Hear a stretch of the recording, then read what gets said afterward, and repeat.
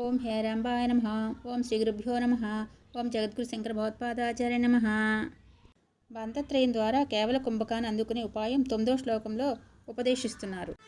అనాహతే చాతసి సావధానే రభ్యాసశూరే రణుభూయమాన సంస్తంభిత శ్వాస మనః ప్రచార సాజృంభతే కేవల కుంభకశ్రీ.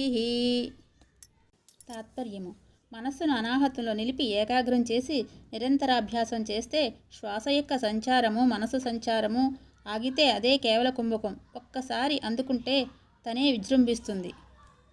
వివరణ: బంధత్రయం చేస్తూనే మనస్సును అనాహతంలో నిలిపే ఏకాగ్రత కావాలి. పరాక్రమంతో మాత్రమే కేవల కుంభక యోగం అనుభవానికి వస్తుంది.